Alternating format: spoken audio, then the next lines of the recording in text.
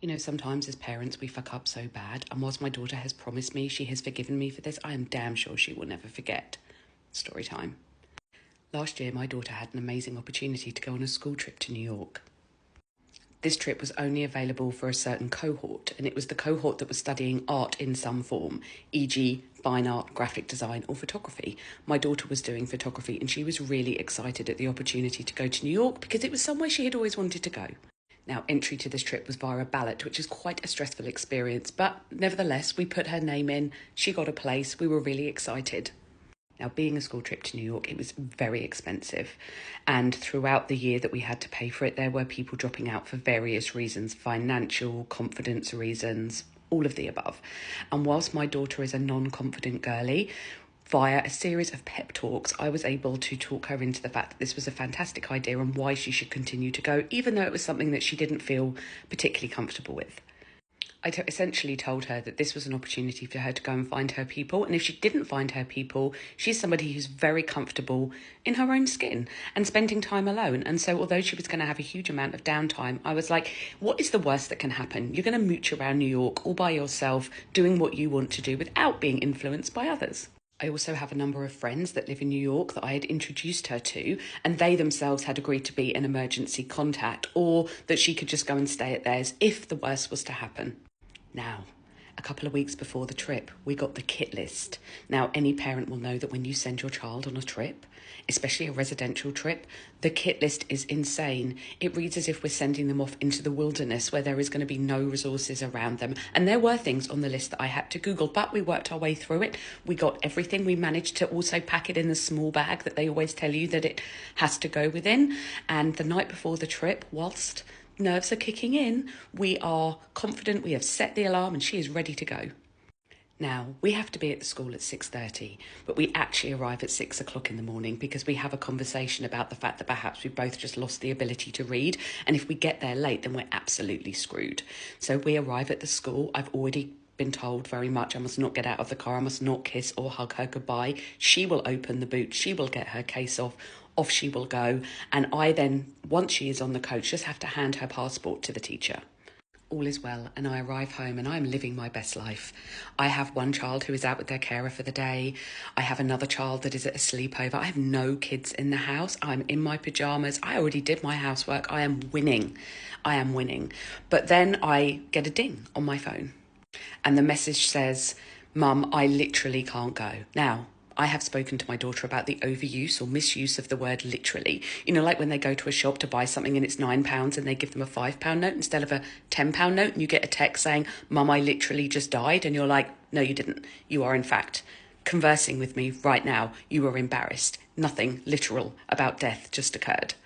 The texts continue. "You have to come and get me. I'm trying to phone her. She is rejecting my calls. I haven't got a clue what is going on." Eventually, I managed to get through to her. And she says to me, "You need to come and pick me up." She is like hyperventilating on the phone. And I'm like, "Darling, we've spoken about this. It's going to be okay." And she says, "No, you're not listening, Mum. Listen, put your listening ears on, Mum. I literally cannot go because you have given me my sister's passport."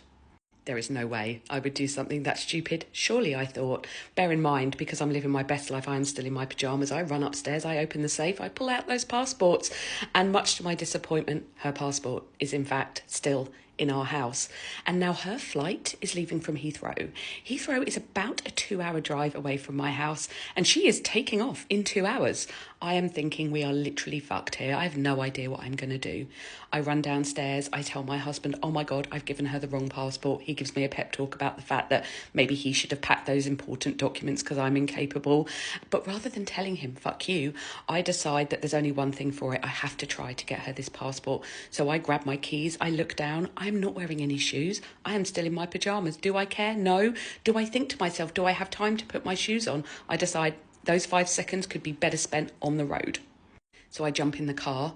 I am frantically trying to tell Waze that I need to get to Heathrow in the quickest way possible. Now, anyone that uses Waze knows that sometimes it will take you through badlands or roads that you're not even sure are roads, just to save you 5 or 10 seconds. And so normally at that point I ignore it, but I knew in this moment every second counted.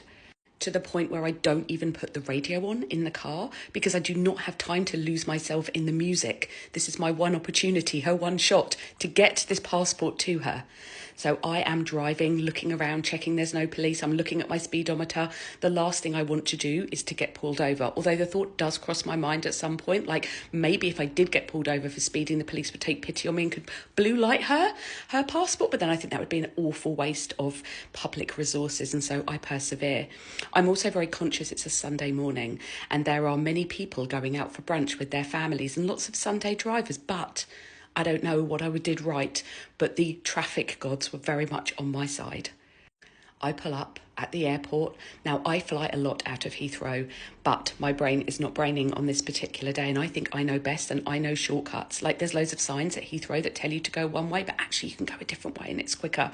But I did, in fact, go the wrong way. And so she has told me where she's standing and waiting, but I cannot get there without doing a whole massive loop again. So I pull into a car park. I'm not bothering going up the whirligig, and I park like an absolute arsehole, pretty much sideways into a bay. I don't care if it costs me £500 to park there for 10 minutes, I'm taking it. I then look down and slightly regret the fact that I didn't in fact put any shoes on.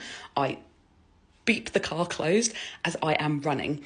I don't bother waiting at the lift. I am going up those stairs. Might have been up, might have been down. I can't remember. I'm literally running. People are staring at me like I'm a mad person because I'm actually wearing uncoordinated pyjamas. My daughter has told me where she's standing and I'm standing there looking around and I cannot see her, but there is a massive group of people. And it's at that point she calls me and says, "Mum, I can see you." And she is in fact with that massive group of people because there are literal British Airways staff there. Security, ticket officer.